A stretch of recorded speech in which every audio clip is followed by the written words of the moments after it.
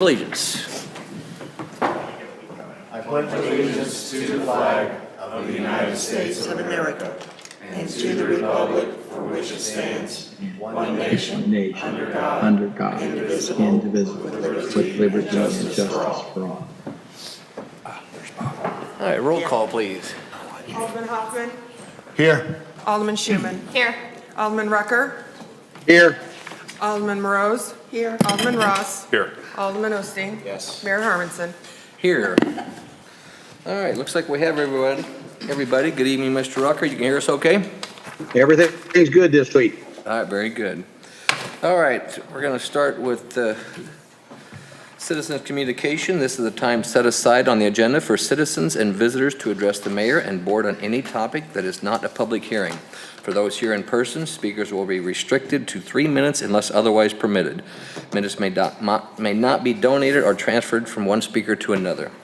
Any questions or comments for the mayor and board may be sent to the city clerk at tberreth@osagebeach.org no later than 10 a.m. on the board meeting day, the first and third Thursday of each month. Submitted questions and comments may be read during the citizens communication section of the agenda. The Board of Aldermen will not take any action on any item not listed on the agenda, nor will it respond to questions, although staff may be directed to respond at a later time. The Mayor and Board of Aldermen welcome and value input and feedback from the public. Is there anyone here in person who would like to address the board? Good evening. Please step up if you already signed in. You have 3 minutes. I have signed in. Thank you. Thank you. Good evening. My name is Blake Hoditz, and I'm here as a concerned citizen and a lifelong lover of our community. My lake story began in '92 when my parents had the privilege of having several job opportunities to choose from, and they selected the lowest paying job offer, and we moved to Lake of the Ozarks. At an early age, that was just a great example of instilling great principles of value and quality of life over the value of financial gain. I ended up graduating from Camdenton with Alderman Schuman, and that set me off on my own life journey, which has led me to more than 60 countries, multiple degrees from multiple universities on different continents, and the unique work experience to solve really challenging problems with some of the smartest people in the world. And all of that to be said, it really gave me a whole new level of appreciation for my parents' decision in '92. Because the lake is a unique place that stands up on any global metrics of unique destinations, and I too choose to live here. The recent tragedy on the Grand Glades Bridge has highlighted the urgency for the need for a solution for safety and connectivity issues, which has compelled me to pour my own resources into finding innovative and cost-effective answers. Enter BeachLink, which is probably being passed around right now. An autonomous transportation system that can revolutionize the way we move around Osage Beach. I've personally seen similar systems in places like Dubai and other places closer to home like Lake Nona, Florida. And I'm confident we can actually bring this technology to our community. BeachLink would be a 3.2-mile loop network that would go across the bridge, providing safe and quick accessibility for pedestrians and cyclists, with a 3-minute ride time and an average wait of just 1 minute, all at a fraction of the cost and a fraction of the time required for the alternatives, which would be pedestrian bridge and others. I'm thrilled to also remind you that Osage Beach's Safer Roads and Streets grant application, which was written by Branches of the Lake, has been awarded to our city. And as a strategic planning consultant with experience in leading large-scale projects, I'm uniquely qualified to lead a project of that nature, if given the opportunity to do so. However, my goal tonight is not to secure a contract for myself, but to simply be a concerned citizen and provide solutions for our community. And so with that, I present the paper that you guys have in front of you, and I believe that this can be make a significant impact on our community. So in conclusion, BeachLink presents a unique opportunity for Osage Beach to address the safety challenges at the Grand Glades Bridge while enhancing the quality of life for our residents, and I urge the board to consider the proposal while further exploration and innovative solutions. Thank you guys for your time and your attention. Thank you. All right, thank you, Blake. Can I ask a question? Certainly. So autonomous, that's a unique word, but I think I understand it, but I want to make sure. Is this some type of, what do I want to say? What do they call them? They're not driverless car? It would be a fully autonomous driverless vehicle, yes. And Okay. they are fully operational with 5 years of experience in more than a dozen cities in the United States and in other places around the world. The one thing, go ahead. And so my next question was, is the cost that you have in here, is there any, is annual maintenance costs or operating costs, if you will, considered in those numbers, or is that just implementation costs? That is for the cost of the system and for ongoing costs. The operation cost would be the continual cost. Okay. And So again, for this how is- long have you, so does this up to 2.6 million, how long does that, you expect that to last? 1 year, 5 years, any? That would be purchasing the vehicle outright, and then you'd have and implementing the systems, and then you would have an ongoing operational cost, which is outlined there. Okay, all right, thank That'd you. be 24-hour service because it's Right, I autonomous. understand. Yeah. Okay. All right. Thank you. Thank you, Blake. All right, moving on to the consent agenda. Has the liquor license for Bonnie's Cafe been reviewed and approved? All right, seeing that, if the board has had a chance to review the minutes, the Alderman meeting of February 15th, and the bills list of March 7th, and the liquor license for Bonnie Cafe, if we don't have any questions or comments, I'd entertain a motion to approve the consent agenda. No comments or questions, do you want approval? Or do you have a motion? Motion approved. Alderman Ross, do I have a second? Second. Alderman Morose, all those in favor? Aye. All right. Approval of the consent agenda.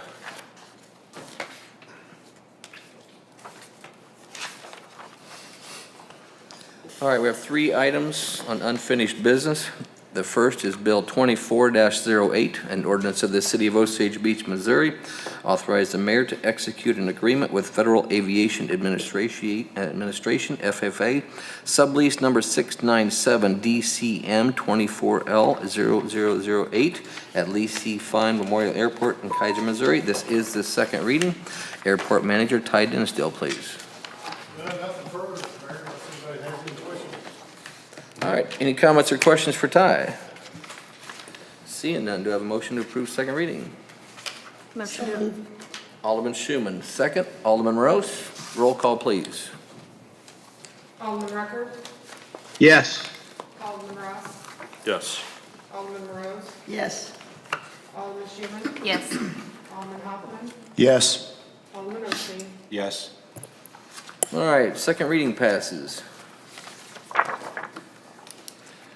Next, we have Bill 24-10, an ordinance of the City of Osage Beach, Missouri, authorizing the mayor to execute supplemental agreement number 9 to the professional service agreement with LOR Engineering, LLC, doing business as Cochran Engineering, for the design of Phase 1 on the site improvements for Phoenix Park for an amount not to exceed $114,000.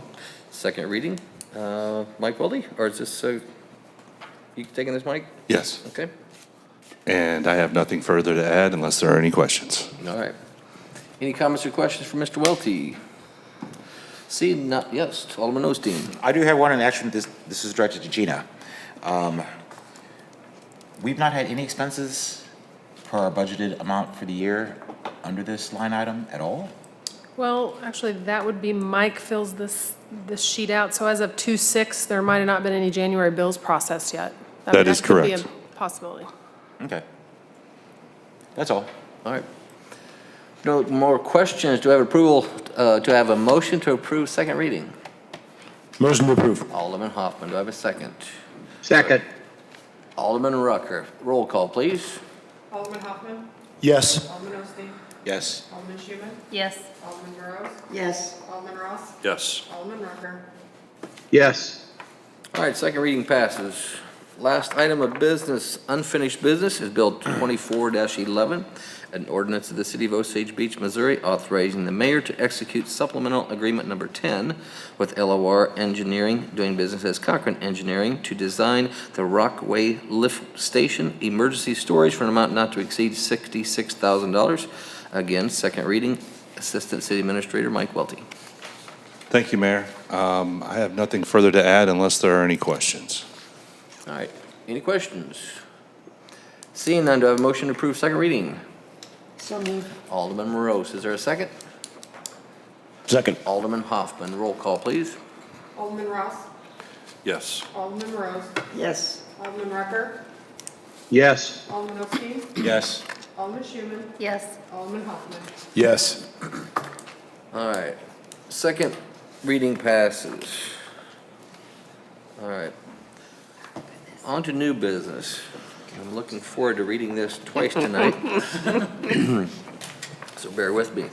Bill Bill 24-09, an ordinance of the City of Osage Beach, Missouri, amending Chapter 610, peddlers and solicitors, Section 610.010, definition, Section 610.030, identification card required for peddlers and solicitors available for canvassers, Section 610.040, fees, Section 610.050, application for identification cards, Section 610.060, contents of application, Section 610.070, issuance of identification card, Section 610.090, denial administrative revocation, Section 610.100, hearing on appeal, Section 610.130, revocation of card, Section 610.160, violation to be prosecuted as trespass, adding Section 610.170, additional requirements for mobile food establishments, purposes of the city code for various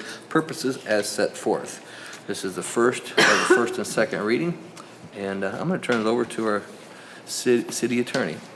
Thank you, Mayor, members of the board. Apologize for getting this onto the agenda late, but we've had quite a bit of input. I don't know that I would characterize your direction as consensus, but there were some common directions that I got from our previous meeting. I just want to draw your attention to the only two changes I made from the previous version that you saw of this. On page 67, section 610.040, fee B has been changed to simply $500 per year. I did hear several of you say that $500 per year as a simple one-time fee was preferable, and in discussing it with Tara, she certainly voted for that as well from an administrative convenience point of view, rather than keeping track of days, weeks, months, and so on. The other change that has been made is on page 70. You'll see there's been a little bit of language added to 610.170A3 that allows food trucks to operate within the 200-foot bubble with the consent of such bar or restaurant. In discussing this with a couple of you, I know there's a question, and Alderman Ross, I think, had asked me to draft a different version of this, so it's what you have in front of you on the dais tonight. This was obviously done kind of hastily, and we didn't really discuss exactly whose permission was needed for a food truck to operate, say, in the parking lot of an existing restaurant, an existing establishment. So if one wanted to come park at Woody's, do they only need Woody's permission, or do they need Woody's and La Tapatia's permission? So the version you have in the packet on page 70 would require if you're within anyone's 200-foot bubble, you have to get all of their permissions. And then the drafted amendment, the language I drafted for Alderman Ross would require only in that scenario, in that hypothetical, Woody's permission. If the bar on whose property you're operating signs off, then neighboring bars and restaurants would not have any say. And that decision is up to you. I don't have an opinion on that one way or another. But those are two different versions of a waiver provision that was requested by the board. And that's all I have. And I did also, I will say, I put this on for first and second reading because Tara and I were putting it on in a hurry, and we didn't know if there was that much urgency or not, so we wanted to give you the option of doing a first and a second. I also have no opinion on whether we should or shouldn't. That's all I've got. All right. Alderman Rucker. Yes, I have a couple of questions. First of all, and comments. First of all, I have concerns about making it a first and second reading. I would choose this to be a first reading and next meeting to be a second meeting, with as much as this issue has been going back and forth and back and forth. I don't see a sense of urgency, so I would rather us do a first reading only, second reading at the next meeting, which is our normal way of doing it. That's one thought. The other thing I have is that I have great concern with 610.170A3, but both the footage and the and the permission. And I want to talk about them in two different ways. As far as the permission goes, I think this needs to be changed. I don't think the permission, first of all, I want to see A3 gone completely, but if I don't get that desire or that wish, I think that the permission that we're asking to be given should come from the landowner, not the tenant. It's the landowner who should be given the permission on that, because that's the person that is the planning and zoning issue or is issued to the landowner. So I think that's the appropriate thing to do is it be the landowner that gives the permission on what's on his property, and then he has to deal with his tenants. And I'd like to have a little bit of conversation or thought from our attorney on that, because I just think that's the right thing. I don't think it's appropriate to let the tenant give that permission. It should be the landowner. And the last thing is the footage. I don't believe there needs to be any footage. There's a number of reasons. Number one, we don't do it in any other part of the planning and zoning except for issues as it relates to community safety. That's where we see the distances as it relates to some things on the alcohol and some things as it relates to marijuana. And that has to deal with community safety. What we're doing here by putting in a footage is we are controlling competition. That's not our responsibility nor our take to control competition. Competition is something government doesn't need to get involved with. Planning and zoning, my understanding, is a land usage tool that government has, and that's what we're doing, providing land usage, not competition of the businesses. Land usage says that a bar can be right next to another bar, whether it's a strip mall or whether it's property right next to each other. There's no permission or anything granted that needs to be done whatsoever. So I don't believe that it's appropriate. I think that we are talking about, again, controlling competition. We do not tell a flea market or a farmer's market where they can or can't go other than by zoning land usage. We don't tell them they can't be within so many feet of a grocery store, or if they're selling whatnots in a flea market, that they can't be within so many feet of another business that is selling whatnots as well. So we're not doing it there. So I have a real difficult problem supporting anything that has to deal with the footage, and I'd like to have Cole, if he could address the concern more so of should it not be the landowner that's giving permission, not the tenant. Thank you. All right, thank you. Mr. Bradbury. I think your question really kind of hits to your question about the landowner versus the bar actually also speaks to the issue of competition and you know what the purpose of this is. I can write it either way. The general sense that I got from the board was that this really is focused on competition, and so I wrote it. Again, I didn't really get specific guidance, so I was kind of trying to guess at what the board was, or make some educated guesses and fill in some blanks from the guidance I got from the board. But I wrote it as that the bar or the restaurant got the say and not the landowner, because that was the sense was that the purpose of this provision was to protect that bar or restaurant, not to protect the neighboring landowner. And I do think that when we're talking about competition, anytime you say competition, we talk about anti-competitive stuff, and that is certainly invites a legal challenge for sure. And I think that's why Carrie Patterson and I talked at the last meeting that this is really not. We don't really feel this is consistent with what we do in other areas. To your point about this is, we only do that, we're only doing this for food trucks, we're not doing it for farmers markets, or, there's nothing that says that you can't have a resale shop next to Marshall's or Kohl's. And, but the board was, at least the input I got was to leave the 200-foot requirement in, so it is in there. That's what the board directed me to do, or certainly that was what I understood the direction to be. But I personally, I do tend to agree with you, and I think from an administrative point of view, this does invite perhaps a little bit of bickering, that, as opposed to, and it's not a requirement we have now. As of today, somebody can set up a food truck on the lot line next to a restaurant. Thank you. All right, other comments, questions? Alderman Schuman.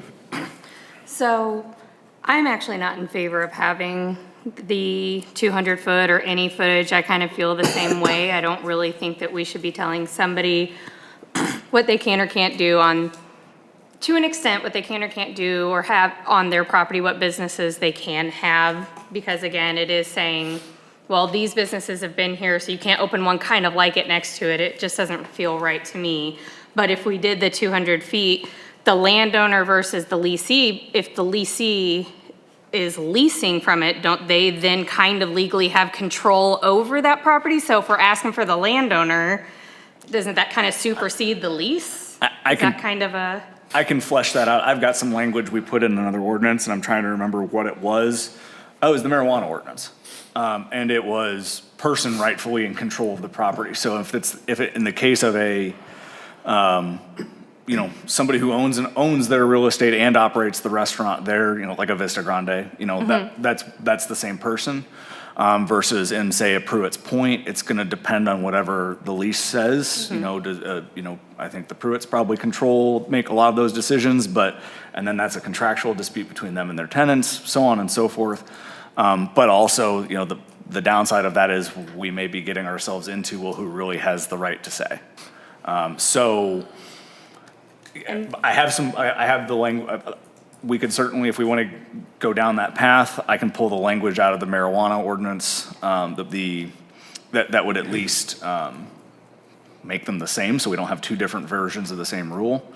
That's probably the best I can offer, but it may still leave some of it up for debate as far as who ultimately has the say. Yeah, I'm just afraid with putting this part in there, it's going to be kind of hard to almost enforce. It's going to leave a lot of black and gray, black, white. It's just going to have a lot of areas in it, and I kind of feel like competition's competition. There's a whole lot around. Anybody can open a restaurant, and I understand that the current brick and mortar businesses are worried about the fact that a food truck doesn't have the same operating costs that they do. However, a lot of the food trucks are only open for a couple of hours. It's kind of apples and oranges. It's not the same to me. That part I would like to strip out, but I'm not going to fight it if everybody else feels very strongly about it.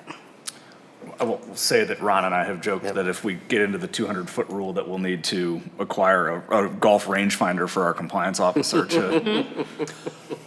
All right, Alderman Hoffman. One, the $500 a year, that will, if they purchase that, they get into both of our events free. Is that correct? The events are going to be a separate. There's nothing in here about events one way or another. We didn't get that in there. It didn't end up in there at this point. And I don't even know if that should be in as an ordinance. I'm sorry, I'm not probably speaking out of turn, but. There's nothing in here about events. I'll just say that. All right, so let me speak to the distance thing. One, as the someone who's owned and rented and leased a restaurant, I firmly believe it should be at the discretion of the leasee and not the landlord. The landlord's a property owner, that's a business owner, and it's definitely the restaurant who would need to have the yes or no on that to me. As far as the distance, there are several reasons why I think we need to have distance included here. And one, from the legal standpoint, this is consistent with almost every other city and every other county out there, that there is a distance put in place. You can't have a food truck down the strip for that specific reason. And they are protecting their brick and mortars by doing so, which I think is fair. And when we talk about competitive balance and you can just open a restaurant, these food trucks are not paying nearly the kinds of taxes and fees that our brick and mortar restaurants are. And our brick and mortar restaurants, through sweat and hard work over the last 30 years, have helped build Osage Beach into what it is. And we put limitations on things all the time. We don't have any strip clubs inside Osage Beach. You can't put a bar 500 feet from a church. There's all kinds of things that we put out there. So I see no reason that we can't put a distance on this like every other city is. And this also came through the Citizens Advisory Committee.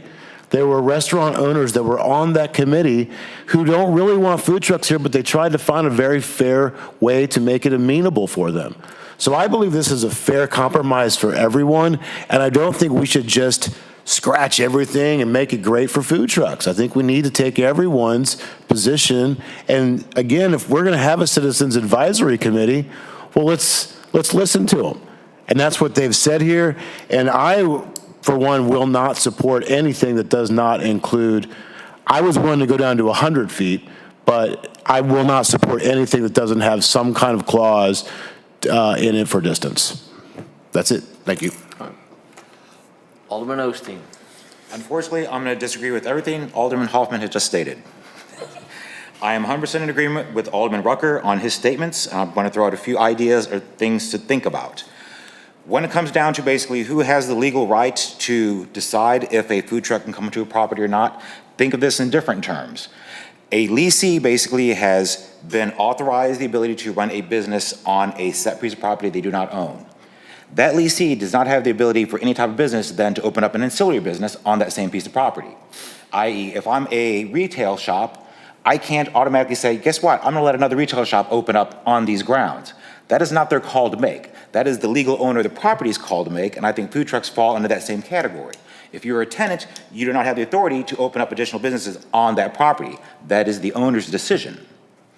Going back to the distance, I'm 100% in agreement that we should not be overstepping on this because there's something, in my mind, this is one of those items for government where it becomes an overreach, that we're trying to dictate, be it 100 feet, 200 feet, no feet. I think basically that should be left going back to the initial of who is responsible for deciding if a food truck can come onto the property, and then basically that is all on their shoulders. If there's any grief, any issues regarding that, that's between the business owners. I don't think the city should be stepping into that. But hopefully it makes sense what I'm talking about with the legal owner of the property. Once again, take food trucks out of it, think any type of business. You as a tenant can't decide, I can let somebody else open up another business on this piece of property. Not your call to make. Food trucks fall in that same category. All right, City Attorney has a response for you. I think the language I have in the marijuana ordinance would address that, because I do agree, if the owner hasn't given the lessee, the tenant, the authority to make that call, then legally it's the owner's call, and I think we could get in trouble by saying, to Pruitt's point, you can't, Shell's Pasta can make that call for your property. Correct. And of course, what exactly has been leased is going to be covered by the terms of the lease. So I think I don't have it in front of me, but I think the language out of the marijuana ordinance that we passed would probably cover that. That way, if you do have a freestanding building that is a restaurant, that the whole thing has been leased triple net, where the lessee, the tenant, has full control of the entire property. Well, But again, I also don't want the city clerk's office to be reading people's leases and figuring out who really has the right to do this. So don't we also fall into liability issues as far as letting an ancillary business come into a property? Liability issues, is that the tenant's issue or is that the owner's issue? Food truck's got to have permission to be there. I mean, at the end of the day, the food truck's got to have permission to be there. And it's got to, and they've got to have valid permission. And if we find out that they got permission from the tenant and they needed permission from the landlord, they're out. Mm-hmm. So it's ultimately, it's up to the food truck. Now, if they go in and get the wrong one, I don't know that there's a perfect solution, but I think what Alderman Schuman brought up, I think the language out of the marijuana ordinance is a lot better than what we've got here, because that just wasn't on the mind when I was writing this Tuesday. Okay, thank you. Alderman Morose. You know, I've been in business and restaurant business and whatever, and if it was my choice to have a food truck to be on my property, I would certainly allow that as long as it's following the rules of permits and whatever.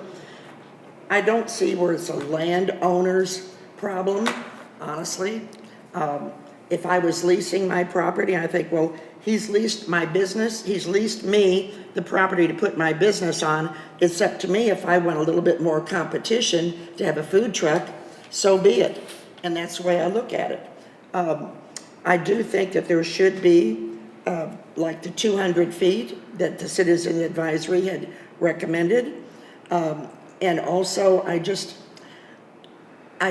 don't think that we need to get too much in detail, which I think, thank you, Cole, for trying to amend this where literally it'd be a little bit simpler and easy to follow. Frankly, if I had my way, I'd say food trucks, you're welcome to come, and you have this area in the city to put up your trucks just like we did in our city hall parking lot or down at the parks. But since some of the restaurants or other businesses would like a food truck, then we will abide by that. But anyway, that's my opinion. Thank you. Alderman Ross. So a few things. First of all, I want to recognize Tara and Cole for jumping through some hoops and getting this back on the agenda. The one thing that I did not want to do was all the energy conversation that a lot of people that put into this was just have this die and forget about it, okay? And we don't have, we have a lot of contending views on this thing. And so I wanted to make sure that we at least tried to figure out how to get to some agreement on this thing. I mean, I think the goals were originally that the food truck folks wanted to reduce their costs, okay? That ended up morphing into some other things, and I agree with some of the things that Alderman Hoffman said. You know, this is accepted. Whether or not it's legal or not, it apparently hasn't been judged to be one or the other, but it's accepted out there. The food trucks folks didn't seem to even have a concern with some of these distances. And so that is a compromise. Do I have mixed emotions about whether we should be I should be able to tell my neighbor next door what he can do with his property? Yes, okay. But the last thing I also didn't want was for Charlie Foxtrots, who wants to have a food truck at their place, to have to go to get permission from the Elks, assuming that that's within 200 feet. That just didn't seem right to me either. And so that was why this agenda item came, or this revision was put in front of you, because that was an attempt to do so. The first question that Kevin asked, I want to make sure I'm clear. I don't see any reason to do a first and second read if we ever going to come to agreement tonight anyway. Whatever we do, and maybe the best thing to do is take one more meeting off and come back and let Cole get the marijuana stuff. I'm trying to find it now. I mean, we can make a motion. I'll make a motion that we, that we amend it with this and see where it goes. But at the very least, I think we should take a shot at trying to get this thing figured out and put behind us instead of laying out there to be forgotten about, or to what's everybody going, well, what'd you guys do? What's the next step? So I guess at this point, I would ask Cole. Cole, do you think it's better to try to figure this out on the dais right now and make some motions? Or do you want to look at the marijuana thing? And not you make motions, but us make a motion. No. Yeah. Because I don't know what you're talking about on the marijuana thing. I was trying to find it, but Is the verbiage regarding the ownership? the person in rightful control, which still does. Critical. I mean, I understand Kevin's concern that they talk to the right person, but I'm not sure our ordinance is critical to define that.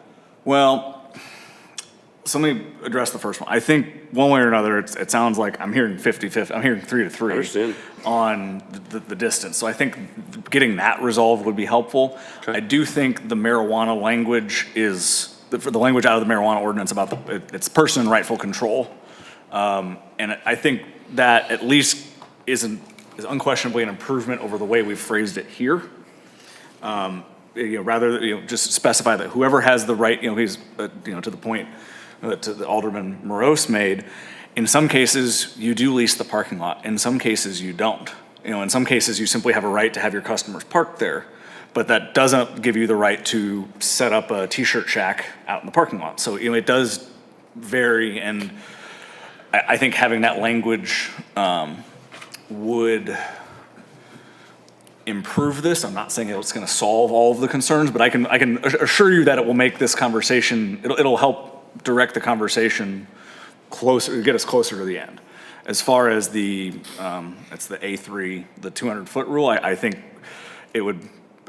Tara would probably like to just have a vote on the dais to either, up or down on that one, just to, because she's looking at me going, when you say floor amendments. But at least knowing what direction we're going with that, and then I can come back, on a second reading with that in or out and with the changed language, and that might be enough to get it done. I'm not promising it will, but it sounds like that will get us close at least. Alderman Ross. Well, I'm ready to make a motion, but Kelly apparently has a question. I don't mind. Yeah, just a real quick question. Okay, so right now, the way it stands before any of this goes in, a business can invite a food truck onto their property and say, hey, I'm gonna pay for the day and I want all my employees to eat there and I'll pay the bill for it, and they don't open to anybody else in the public. Does this affect that? Because if they're by this is saying, if I want a food truck to come and feed my employees, if my business is within 200 feet of a restaurant, I can't do that. That's what it says.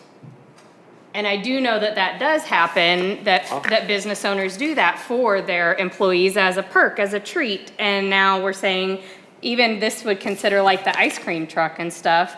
I know that some daycares have the ice cream truck come and stuff to theirs, or businesses will have it. According to this, if it's within 200 feet, they can't. There's a lot of scenarios that come with it, There are, and we but that haven't is- sliced and diced it that finely, but I mean, yes, But technically- the easy example I'll give you is if Evers and Company wants to have a food truck there for its employees, Where's that? they've got, they're right next to Publitos, so they've got to get Publitos And permission. Subway. And Subway. So, but if you went down to like where Chris Herman's office used to be, down in the outlet mall, and there currently isn't a restaurant in there, Chris Herman's office could have, as CPA, could have had food truck, no trouble. So, I mean, that is, but again, that slices, I mean, I can slice it even finer if it's Right, only but for your I'm just employees, saying, but again, right. that's more drafting, that's more going back, so. Alderman Hoffman. Could we not just give them a one-day catering permit or something to go along with it? I can write one if the board directs me to. Well, I mean, I don't think anyone here, I'll speak for myself, I don't want that scenario to apply the 200 feet. If Walmart wants to come in for their employees, that's no different than catering from Wobbly Boots to me. But if they're going to be selling to the public and be taking people away from a competitor, that's different to me. So I don't know how you should write the verbiage, but I don't think that scenario should apply to this personally. I guess the only question I have on that is, if they can have a food truck, if they can't have a food truck in, then they would be catering from somebody local, so they are still taking the business. Yeah, they're if you bring a food truck in for your own people, that's not the same as. It's taking like if catering business let's just from use, somebody let's just use Van Hooks. If Van Hooks wants to bring it in for their people, to me, that's not the same as 8 food trucks lining up next to Wicker Willie's and being open every day. Now, that's not the same thing to me. So I think we should write in some kind of clause saying that if a private business wants to bring it in for themselves and not open to the public, that they should be allowed to do so. Alderman Osteen. Two things. First of all, I'm more concerned, once again, with the legalities of whose decision it is to decide about the food trucks. I've thrown out some examples. I'm going to give you another one.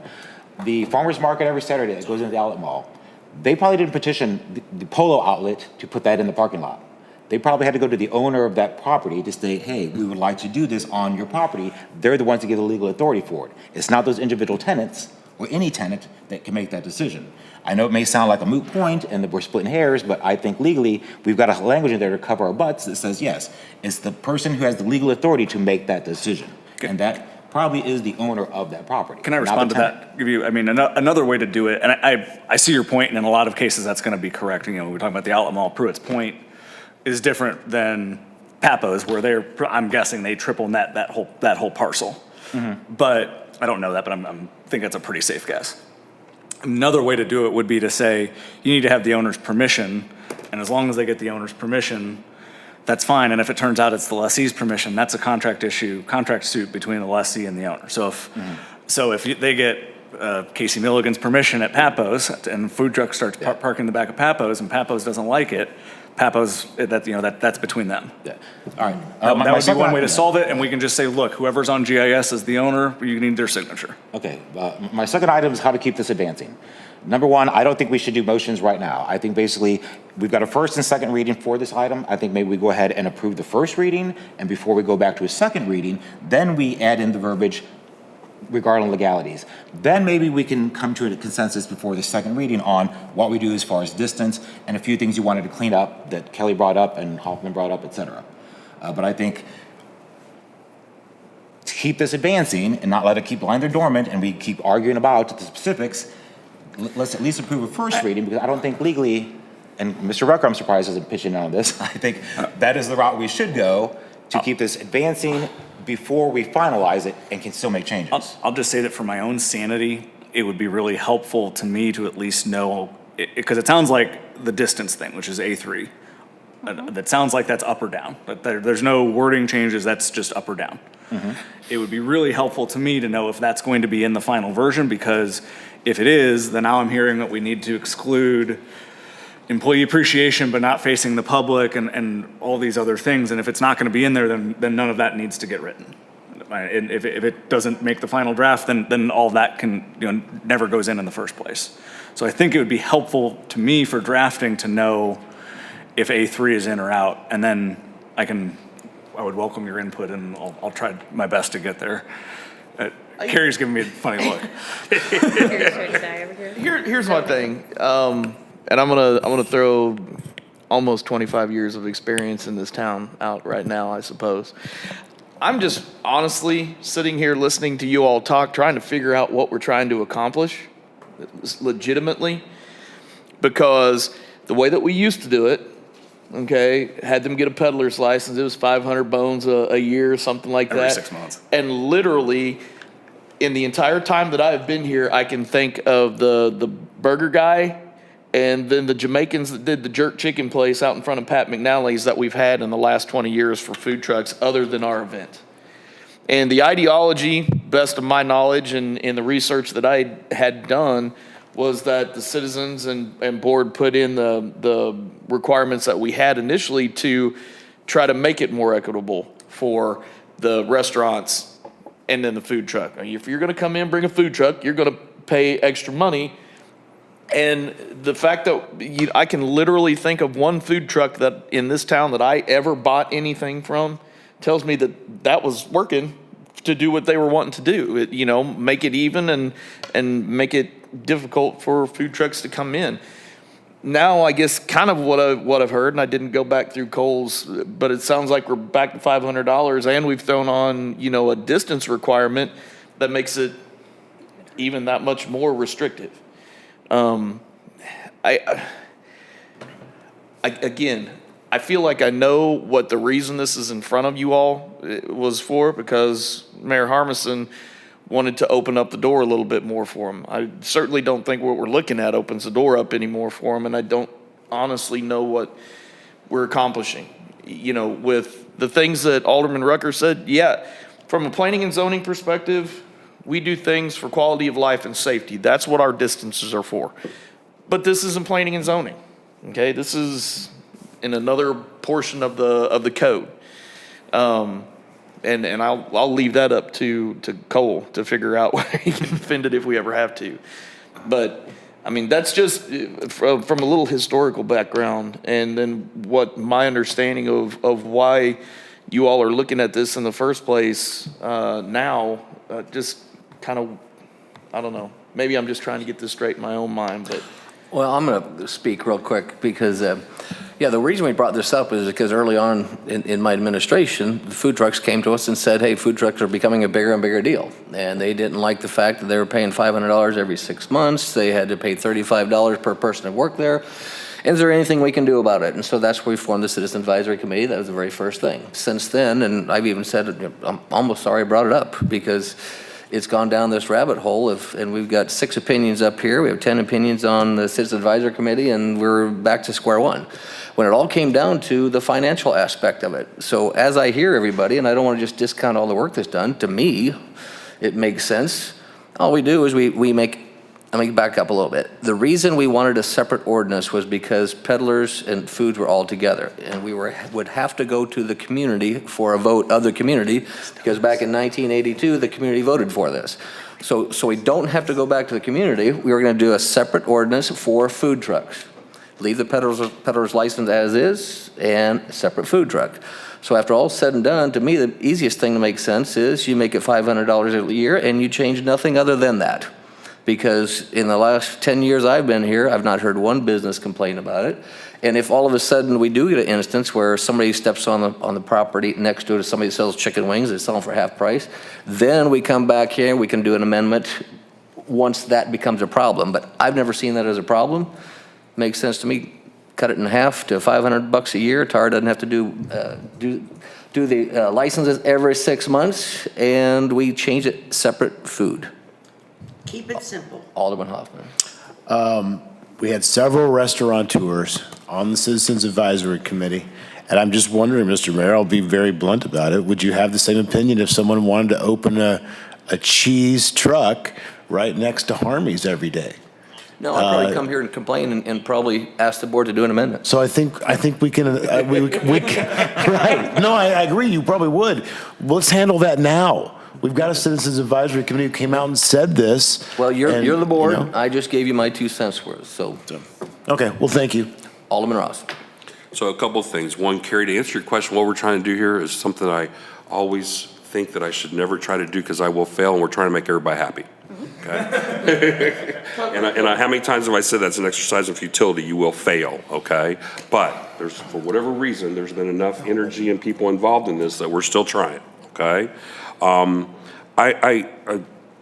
think the best thing to do at this point is we need to vote something up or down and just see what happens. And so I'm ready to make a motion that we approve 2409 with the written amendment here, with the distance, okay?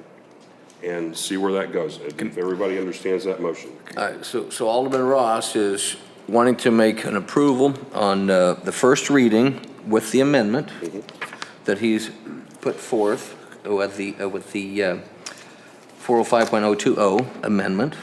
Yes, sir. Can I suggest a different route? Okay. Just to get because the issue is up or down on A3. Okay. And I think maybe the better way to just get that done first is to withdraw your motion, have somebody make a motion to remove that, vote that up or down, and then proceed with whatever remains with or without A3. Does that make sense? Okay. That gets the A3 issue, because if you're moving to approve the entire ordinance, and so if the people opposed to A3 vote it down, then nothing passes. Okay, well, That makes sense? it does make sense, because one of the things I'm convinced of is we need to have food trucks out of the peddlers. And so we need a separate ordinance. I'm convinced of that, so that does make sense. Okay. So I withdraw my motion. All right. So if somebody who's opposed to A3 wanted to make a motion to remove A3, that would bring it to, I would like to make a motion to remove 610.170A3 from it. All right, does that make sense, everyone? All right, is there a second? I'll second. All right, Alderman Osteen. Let's do a roll call vote. All those in favor of removing, right? Would say yes. Okay. Yes, but roll call. Alderman Hoffman. No. Alderman Schuman. Yes. Alderman Ross. No. Alderman Rucker. Yes. Alderman Morose. No. Alderman Osteen. Yes. Goes to the mayor. Mayor. Mayor. Well, normally I would know right off the bat, and as you know, I'm not very opinionated. All right, just so I'll be fully understanding. All right, so This would remove the 200-foot rule completely. So, which would eliminate the need for the waivers and all the other stuff. If you take it out, there's just no footage rule, and it's property owner decides. And I'll work on better property owner language, but. yeah, and we've never had a foot clause in the original license anyway. Correct. We do not have one as we sit here today. All right.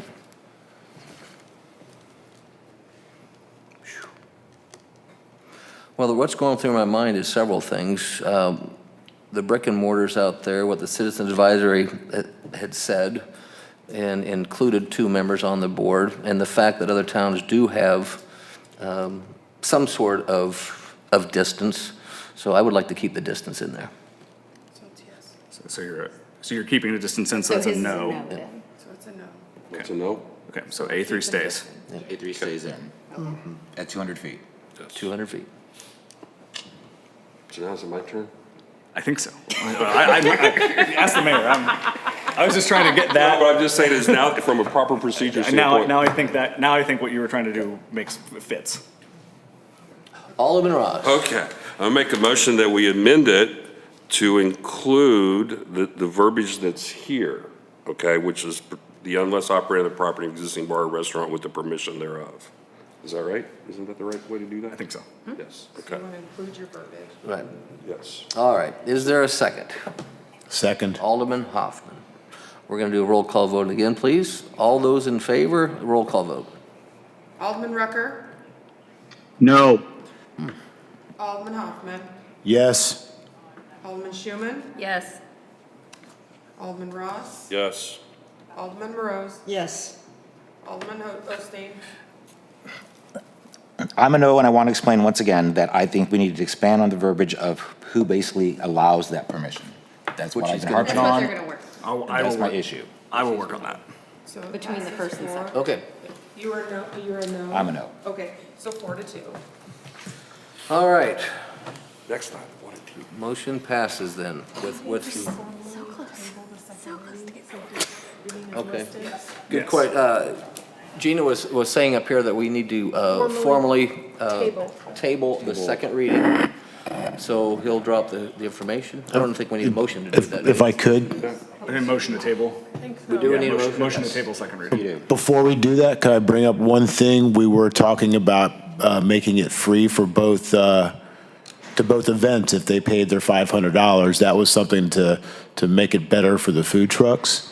So that if they bought a $500 yearly permit, that they were then into our 2 events free. Can we just write that into the event itself? That was already. If already It's already got there. that, then it's free, then we waive it? It's already in the verbiage that if you have an existing license for a food truck, you automatically. Oh, it is? Yeah, they wouldn't be charged, yeah. Is it in, it's not, They wouldn't pay an additional it's charge not to in the this city ord- to be Right. part of the food truck That's festival. right. it's not in the ordinance I wrote. No, he's saying it's in the event. It's in the event. Yeah, So now, that- so and if the that's what I was event saying. If covers, it's so if in the the board approves event, the we could event with just that, waive it then in yeah, the that would, event. I mean, that would work too. I That would think probably be, that would probably easier. be easier to do than to just Yep. include it on the event. Yes. Yeah. All right. Does somebody want to make an official motion to table the second reading? So moved. Alderman Ross. Alderman Osteen is the second. All those in favor? Aye. Aye. Is there any opposed? All right. Yeah. Glad I don't need to read that again. Yeah. Mercy. Thank God you two.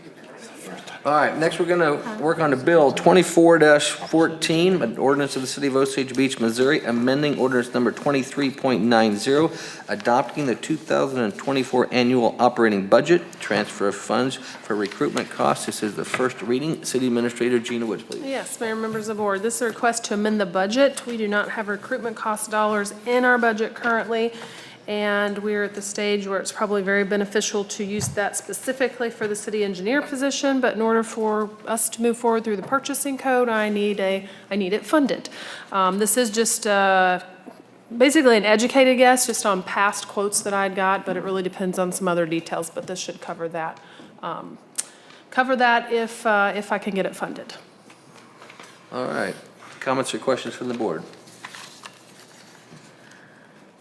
All right. Seeing none, do I have a motion to approve first reading? Alderman Morose, do I have a second? Alderman Ross. Hold on a second. All those in favor? Aye. Aye. All right. All right, first reading passes.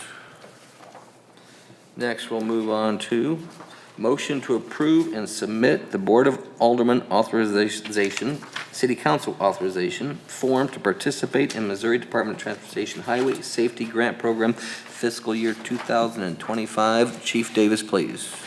Mayor and members of the board, this is a requirement from the Missouri Department of Highway Safety and Traffic Division for us to participate in the grant program. We've applied for about a little over $15,000 in overtime enforcement grants. It's a form that we have to complete every year. Police Department recommends approval. All right, thank you, Chief. Comments or questions from the board? Seeing none, do I have a motion to approve? Motion to approve. Alderman Schuman, do I have a second? Second. Alderman Hoffman, all those in favor? Aye. All right. Motion carries. Next, we'll move on. Motion to approve the purchase of a new Rapid View portable camera inspection system from Armor Equipment for an amount not to exceed $95,061 plus shipping. Public Works Operation Manager, Zach Wilbur, please. Thank you. Mayor, members of the board, I'd like to purchase a sewer camera. It's a portable unit, tractor style, help us view what's going on under the ground inside of the pipes, noticing blockages, breaks, issues like that we run into. This was a budgeted item. It did come in a little over budget, but we've already saw some savings in that account already that will cover that. I do recommend approval. All right. Comments from the board? Alderman Ross. Alderman Morose. I was just curious, and maybe it's self-explanatory. I didn't see in reading about it, a warranty on this? Any kind of warranty? No. Oh, yeah, there was a one-year manufacturer of parts. Sorry? The one-year manufacturer, but 1 year. other than anything outside of that, yeah. All right, thank you. Alderman Hoffman. Two questions. One, kind of to piggyback on what Alderman Rose just asked. Do you know from other cities that have one of these, like, do they last a long time? Should we expect to see this again in 2 years? Like, what's the durability on them? Right now, we've looked at a couple different cameras. We demoed some. The one reason we went with this is because Jeff City had been using the same camera style and type for roughly 20 years, and they just switched over, like scrapped all their software and all that stuff they had in it with their old system and just switched over to this camera, and they're loving it ever since. Okay. So the idea is that the system's very modular, so if we want to build out on it, you get like go to a push camera, go to a bigger suspension for the tractor. Those things can be added on, where other systems, you'd have to purchase a whole new device, and it can't be adapted to the cart that we have. Okay. Like, similar to And the then cart that we have. what percentage of our sewer system do you think this thing will work there? All of the gravity that would have access to get the camera in there. So from 4 to a 12-inch sewer gravity pipe, which would we be using it in. So as long as we can access and get the tractor into it from a manhole, we should be able to camera the system theoretically. So it's for the bigger stuff. Most gravity Specifically, systems or- that the city takes over is 8-inch. Oh, okay. Correct, yeah. So it should be able to do all of the city own gravity. Excellent. Yeah. Okay, that's all I have. Thanks. Thank you. Alderman Ross. Do we have another tractor or camera that we use for storm sewer, or will we be able to use this for storm sewer also? We do not. We have a push camera right now. The reason this went over budget, we did add the 12-inch wheels with the idea that we should be able to run it in the storm sewer. Okay. There's a sound on the head of the tractor. It will allow us to locate out where the storm sewer is going as well. So see inside of it and know where a lot of it's going. And so this is we're replacing a piece of equipment that we already have, is that right? And so have we used it regularly? Did it wear out, or is it just? Yeah, it's at the end of its lifetime. The footage is really great. The last time we used it, we taped flashlights to the head of it to see if we can get a better image quality. So Sounds like we use it quite a bit, that's why. it's in need of a new repair, yeah. And if we can use it for storm sewer, I think that's very important. So that's all I have, thank you. All right, thank you. Any other comments or questions? Seeing none, do I have a motion to approve? Motion. Alderman Hoffman, do I have a second? Second. Alderman Ross. All those in favor? Aye. Aye. All right. Motion carries. Right. Last item of business, the motion to approve the purchase of replacement cameras and additional security upgrades from Brazier. Did I say it right? Brazier? Not Brazier. Chris here. Lock and security for an amount not to exceed $35,727.41. And again, Zach Wooler, please. Thank you. Mayor, members of the board, this is a security upgrade at Public Works. So this will replace the 4 existing cameras that we have and add 4 additional door locks to doors that are not the key card access right now.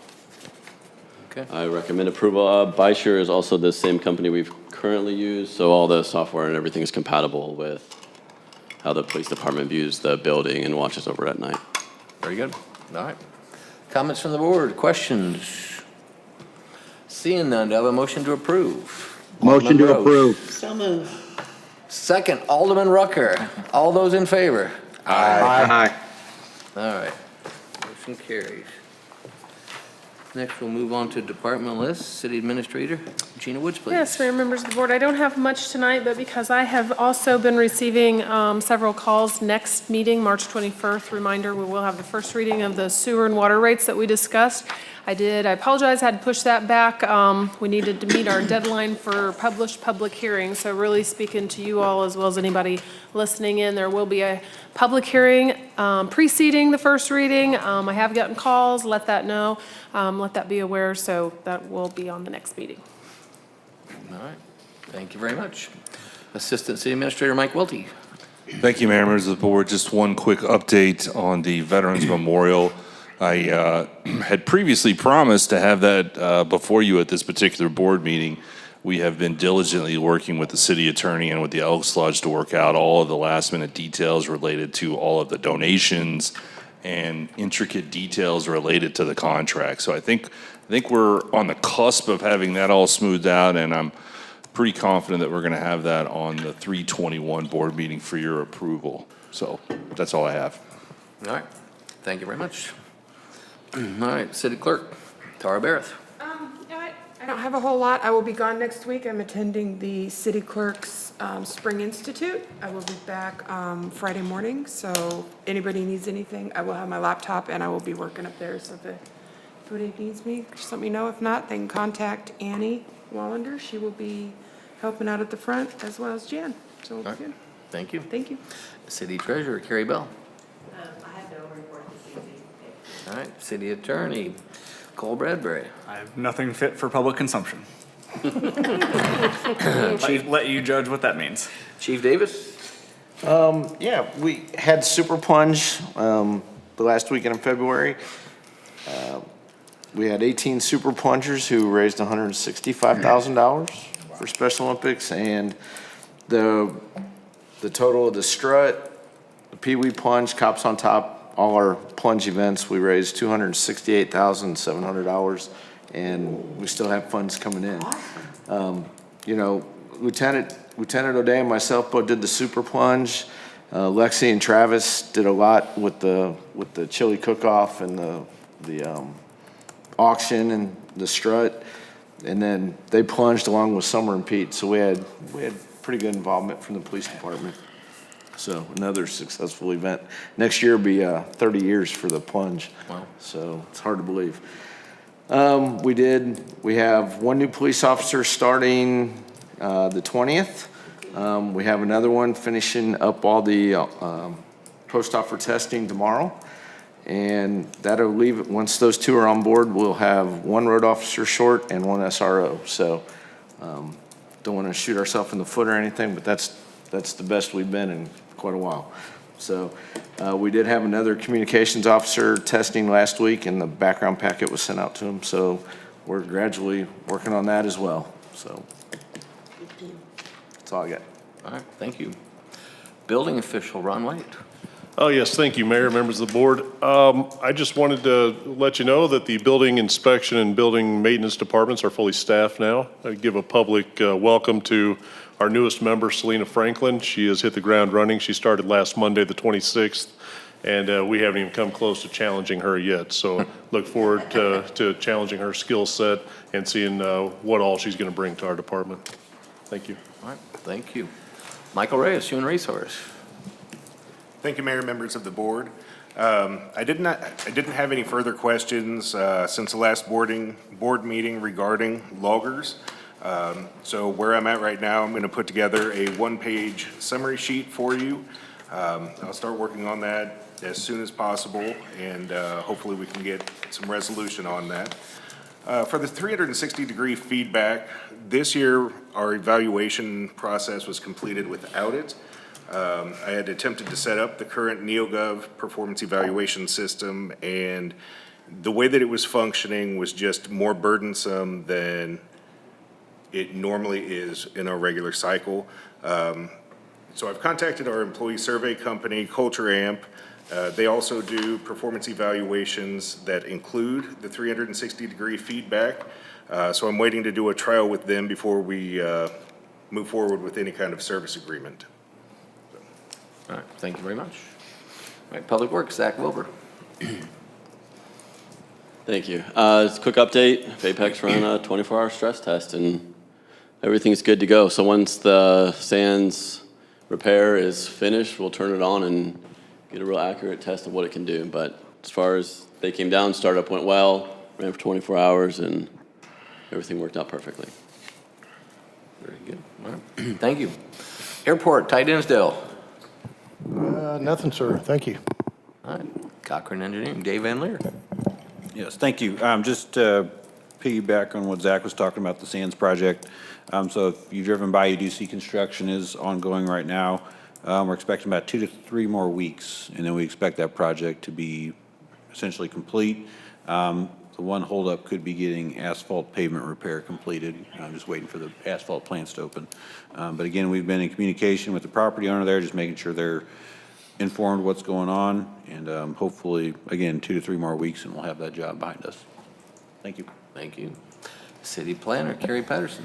Yes, Mayor, thank you. Planning Commission meeting next week. Each of you should have your packet in your email if you want to take a look at it. And if you have any questions, give me a shout. It's nothing difficult or hard to do, but, you know, it's always worth taking a look. And that's all I have. Thank you. Thank you. Alderman Rucker. Yes, Mayor, members of the board, I've got one issue I wanted to bring up and talk about a little bit.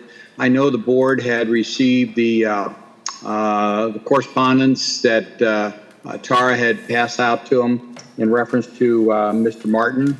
And I dealt with Mr. Martin on that issue, and unfortunately, I'm not at my desk at home right now, but I believe it was back in September, October, something like that. I dealt with him, to have conversations with him. And at that point, the facility that this boater was being tied off to was more down into the lake. I personally haven't obviously been to the location yet, but it appears by the picture that the what he's tied off to is more up on the land a little bit more. And the previous information was given to him after I did research with Chief Davis and Kerry and everything, was that, you know, obviously we can't do anything. That's Water Patrol, and that's who I turned him on to. But now I've got a concern that with it being like that on land, if that's something that we should be having something to do with. So I don't know if there needs to be some research between Cole and Kerry and Chief Davis as far as just where and what. I've also heard that we do have some ability to do some things a little bit off the water, or the 658 or whatever, 655, whatever mark it is, besides the area underneath the bridge. So I'm just concerned about what we can do to help this gentleman out and to clean that area up and keep our lake clean. Thanks. All right, thank you. Alderman Schuman. Don't really have anything except for before our next meeting will be St. Patrick's Day. So everybody have a happy, safe St. Patrick's Day. If you get a chance to go to the Lake Ozark Parade, it's usually a pretty fun event. That's it. Very good. Alderman Hoffman. I had a constituent reach out to me, a gentleman named Roger Brose, who owns Spider Network. Some of you guys might know him. He was he did provide some of the footage for the accident that was on the bridge. And since then, he approached me about something that we might be able to do down there. I have had an initial talk with Cole and with Mike Welty about the possibility of this being allowed and MoDOT doing it. But what he suggested was, and since he's seen all the footage, he had kind of firsthand knowledge of it. If there was someone trying to traverse the bridge, as they came down, they could press a button saying pedestrian on bridge, and it would put, a couple flashing lights up. And for then a duration of time it would take to walk across the bridge, those lights would be flashing, and at least an oncoming driver would see that there was somebody actually walking on the bridge. And we could put that up on both sides of the bridge. And of course, it doesn't really tackle all of the problems to it, but it might be an initial start that at least, someone driving has some kind of knowledge that there's somebody actually walking on the bridge. So just wanted to bring that up since Cole and Mike had already said that it was feasible. So I thought I'd throw that out to the board now and thank Roger Bros for bringing it up to us. Secondly, the hearing next week, I really want to thank everyone involved with the sewer system. You guys have been working hard. I've gotten really good feedback from constituents out there that when they meet and they have to work with you guys, that you guys are doing a really good job. I really am happy to hear about the VAPEX. All of that is probably going to come to head in 2 weeks. So I think everyone should be prepared to have their game face on and have all their ducks in a row in 2 weeks. It's going to be a lot of questions probably from people. So other than that, I would like to thank Chief and all the police that were involved in the car chase, that it did not end up in my backyard. So thank you very much, and I'm glad everybody got out safe, and that's it. All right, thank you. Alderman Osteen. I have a few things. First of all, piggybacking on what Alderman Rucker spoke about with Mr. Craig Martin on the email you received, I also personally spoke to him this past September, I believe, regarding this issue, and just like Kevin stated, this is more of a Ameren UE and Water Patrol issue than it is a City of Osage Beach. Regardless of how the photos look that it is sitting on land now, that is just because of the spring drawdown occurring. It is still within the legal rights for Ameren UE to basically state it is an Ameren UE property, not a homeowner's property or property owner's right of way or right of decision for the land. I was very clear in my conversation with him in September stating, I understand your concerns, and yes, it is a blight to look at, but once again, the city has no authority to enforce anything regarding that where it's currently located. He references that there's issues with waste, et cetera, but once again, that's a DNR issue, that is an Ameren UE issue, that is a Water Patrol issue, that is not something the city can go on and enforce regarding something sitting on a body of water and how they're disposing of waste. So FYI, you all seen this email, but both Kevin and I have spoken to this individual, I believe it was late September, early October last year. But of course, it's coming back up again. Chief Davis? I personally went down there and met with Water Patrol. We talked about it. I met one of the water patrolmen or troopers. And that was September, October-ish, I believe. And I contacted Mr. Martin about it as well.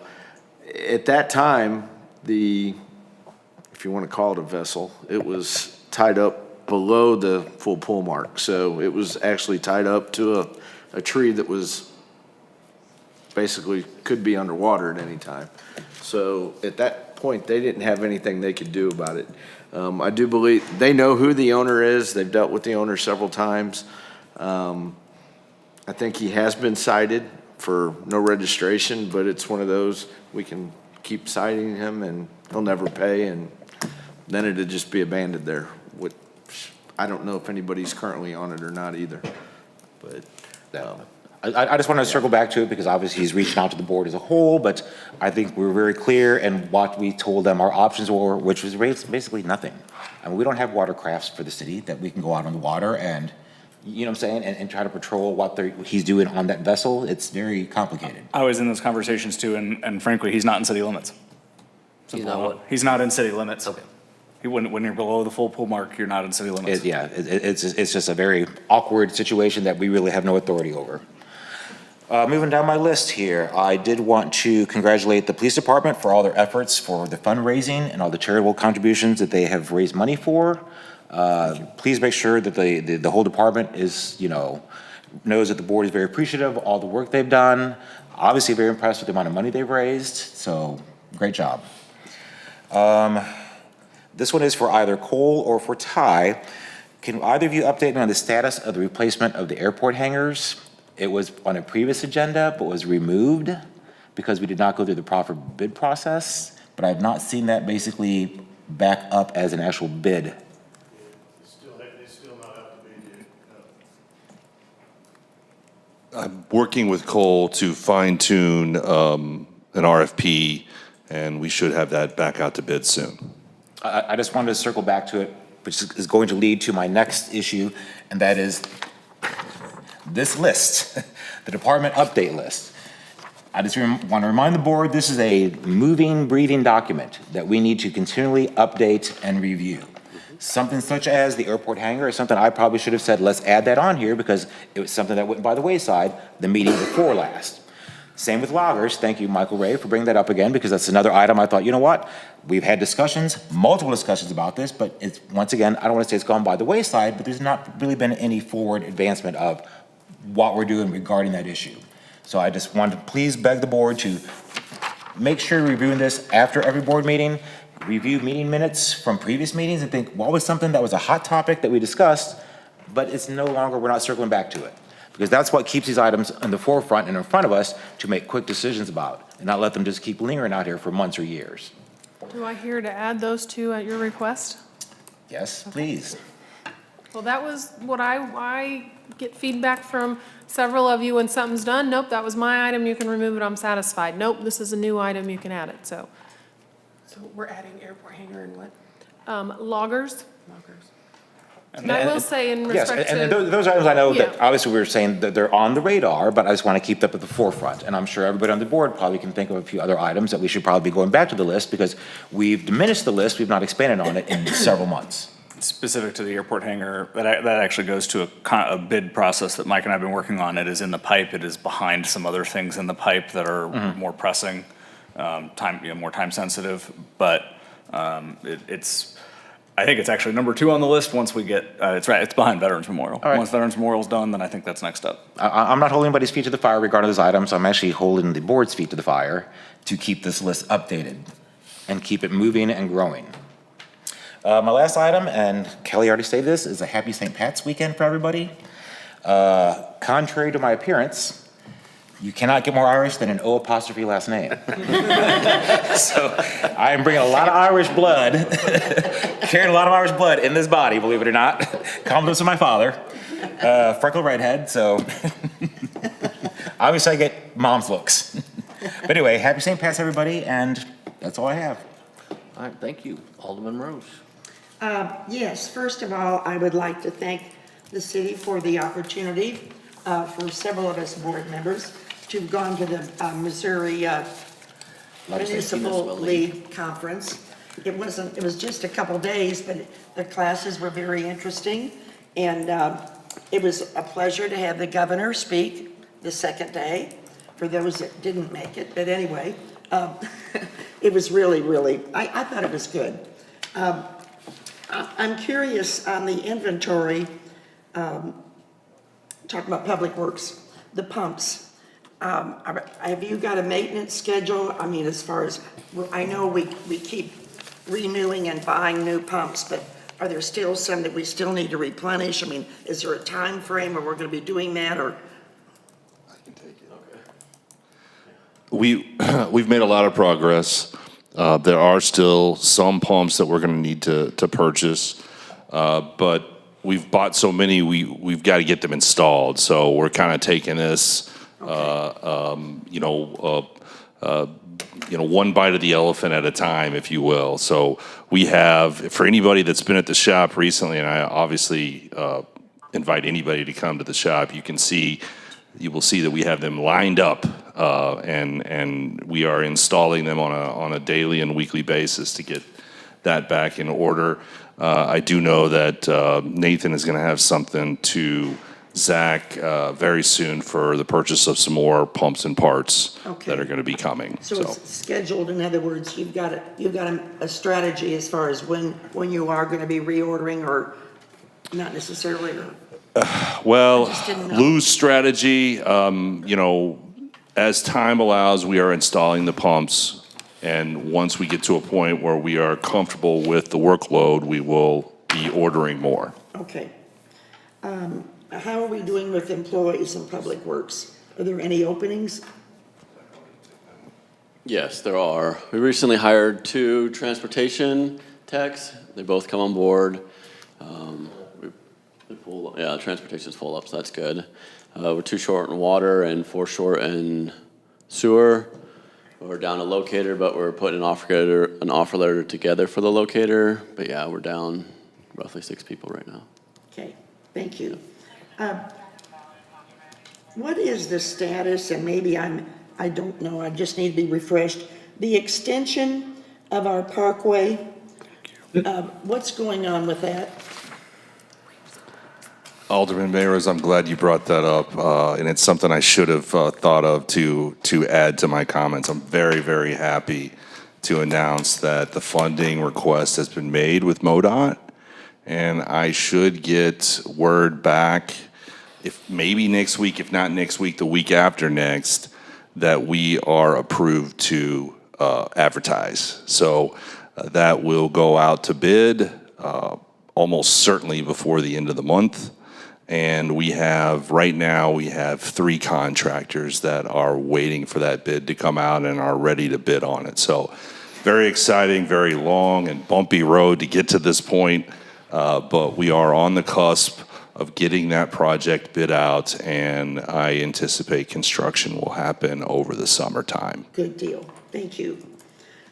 Kevin, I hope you're enjoying your vacation. It's been a long one, but I've been following your posts on Facebook, and I really enjoyed reading some of it, and I see you've got a suntan.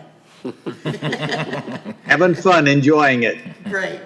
That's all. Thank you. Thank you. And to piggyback real quick, though, I understand the road extension, they really do think before Bike Fest, correct? Yes. Good. Yes. Very good. All right. Alderman Ross. Thank you. Couple of things. First of all, I wasn't here last time, so I want to welcome Zach. We had an opportunity to talk the other day, and I was very pleased with how the conversation went. I'm looking forward to some great stuff out of you over there. Appreciate you being here. I want to make sure I'm clear. With Michael Ray, the 360 is basically on hold until you find a better vehicle to do so. Is that what I thought I heard? Yes. Okay. Yes, it was slated to go in with this performance evaluation cycle, but the implementation of it it was not feasible. The NeilGov software that we use is not user-friendly. I think you can ask anybody here. Everybody's had issues with it, and our employee survey company, Culture Amp, has the ability for the performance evaluation system, and that has the 360 feedback in it. So. Good. Well, that does bring me to the employee survey, and I saw the email that came out later this afternoon, and I have not got a chance to look at it closely, but I'm excited to see that, and also hopefully to help be part of some next steps, maybe for the board, because there's information and assessments around the board, let alone the whole system in general. So appreciate you getting that out. And then lastly, I hope we have some great weather and everybody has fun at St. Pat's. Because I'll sure be there if we have some good weather. Thank you. Well, thank you. Go to the parade. We'll be out there with the mouse fan and the mayor sitting on top of something. I just have 2 things tonight. I just wanted to. I'm sorry?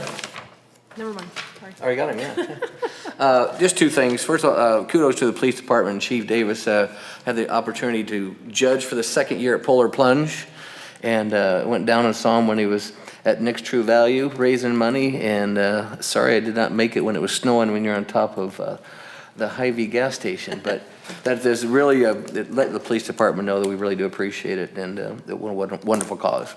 And the only other thing, it's kind of a challenge to the board with all these jobs that are coming up.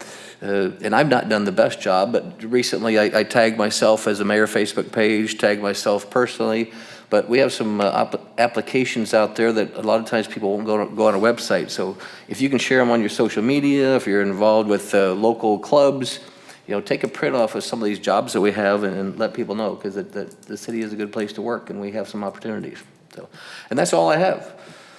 Have a happy, I was going to make a political joke, but I won't say it. St. Patrick's Day. And with that, do I have a motion to adjourn? So moved. Alderman Morose, is there a second? Second. Alderman Hoffman, all those in favor? Aye. Aye. All right, meeting adjourned. Ron, I'd like to say happy Easter.